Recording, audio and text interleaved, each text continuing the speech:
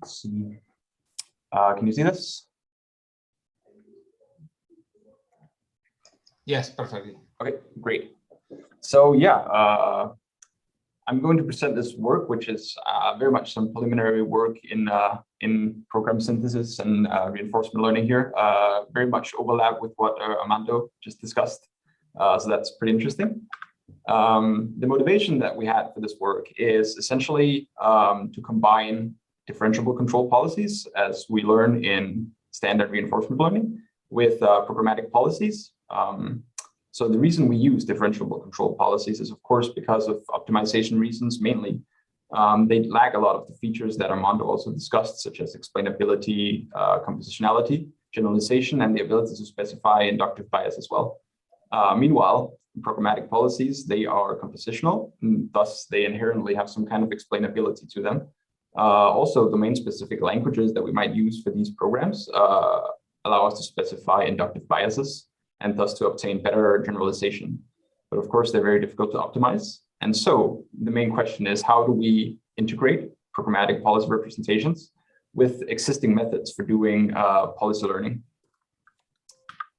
I'm just quickly going over some basic reinforcement learning here just to set the setting. So usually what we have is a Markov decision process where we have a state space, we have an action space, we have some transitions between states that can be probabilistic. We have a reward function, we have a distribution over initial states, and we have some discount factor. In our work, we're going to focus on deterministic policies. So the action space is some real number space. And the policy maps states directly to action. So we have these deterministic policies. The goal then is to find a policy that maximizes the expected reward, which can be achieved by optimizing this Bellman equation that you see below. We're not really going to use this anymore. It's just basically to get some quick intuition into the problem, maybe. So the basis of our work is some previous work done in 2019 on this imitation projected reinforcement learning. So this is a generic framework for combining reinforcement learning and structured policies through imitation learning. So I've quickly sketched the algorithm, the overall algorithm for this imitation projection below. So if you look and ignore just the beginning of it, right? So the loop basically says that we're going to do some updates. So a number of updates with reinforcement learning, and then we're going to project this learned policy into our structured space such that it best imitates this learned policy. The way that this imitation projection operator that I call project is implemented is using an interactive imitation learning algorithm. This could be Dagger as done here. So again, I'm just going to quickly run through the algorithm that I've written up here because there's a lot of text. But really what it's saying is that we run our Oracle policy, which is what we've obtained from the reinforcement learning, a number of trajectories, and we obtain a supervised data set of these states and actions that the policy says that it takes in these states. And then we have some function unspecified for now called derive, which actually does the work of projecting this sort of policy based on the supervised data set into our structured policy class P. And then for a number of iterations, we actually run, the structured policy that we've now obtained in order to augment our data set with some extra information about the states that it visited that might not have been visited by the Oracle policy in the beginning. And we iterate this a number of steps, obtaining new policies and thus building, hopefully, a good structured representation in the end. So in the generic framework, the function derive is unspecified, some unspecified function that maps this data set gamma to a member of the set of structured policies P, and it's supposed to imitate the data set as well as possible. So that's the setting. And the authors of that paper and this framework implemented this derive function based on a couple of settings, either as a search over some set of parameterized PID controllers, so very simple controllers, or as a decision tree learner. Now, The issue with these spaces is that they're small, they're pretty easy to search through and even to enumerate in case of the PID controller space. We can basically try everything. However, this is not the case for a more general program space, which limits the applicability of the framework when we want to do sort of more advanced, use more advanced program representations, such as domain-specific languages. So the system that we propose is actually a very simple augmentation of this framework, where we argue that Derive should instead improve on previous solutions that have been found. Sorry.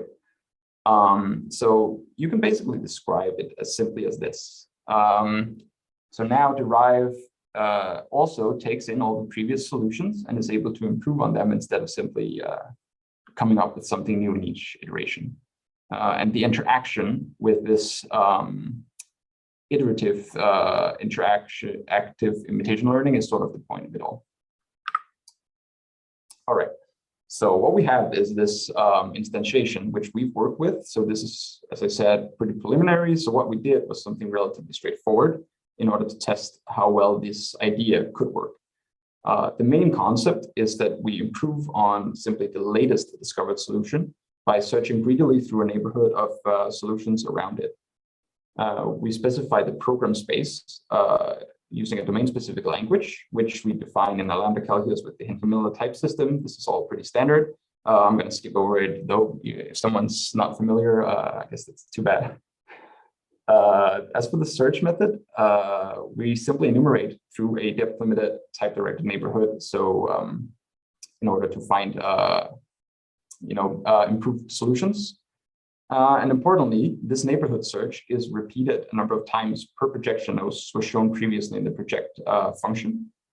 And the question then is, does this iterative framework where we construct solutions that can be more and more complicated allow for sort of better interactive imitation learning when using these program representations? And then I'm quickly going to just discuss an example of a DSL that you might construct and use here. So for us at DSL is sort of a set of constants and a set of functions, and these all have associated types with them. So here, for example, we have type bool, which has true and false, and then we have int, which just has some integers in it. And then we have two functions. For example, we have addition of two integers, and we have an if then else expression essentially. And here we see this generic typing that we also make use of in order to more easily define our DSLs. So the neighborhood, as we define it, is pretty straightforward. And here we define it based on all the well-typed substitutions P prime that we can substitute into P. Then we limit the size of these substitutions, and we substitute them at all possible locations in the program P. So as a very simple example to show how easy it is to actually sort of think about this neighborhood, we have this 1+1 program below as seen here. The neighborhood of this program is then the union of basically, I use this question mark to be a typed whole. So this is anything from the DSL with a type of integer. And then the union is over sort of, the other locations in this program. So the first one is also an integer, and so we can also synthesize that. And the second integer is also, an integer, and so we can synthesize that. So one example of this is here, where we have the first option here. So, or if is a polymorphic function, and so it can sort of unify with this integer type, and we can generate, for example, this program. Another example of a neighbor is using the last option here, where we simply synthesize something in place of the second integer, and that can be, again, an add, which yields an integer. And so this is a pretty simple definition of the neighborhood.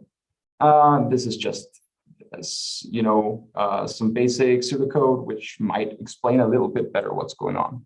Essentially, we have this function that generates the neighborhood for some location in the program. It just takes the type of that expression at the location.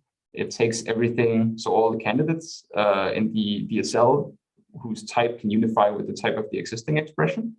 And then we substitute all of them into the program in question. And then we return all the complete programs in this P prime. And then we recursively generate all the neighbors for the partial programs that still have typed holes in them. So the overall neighborhood is simply the union over all of the neighborhoods at each location.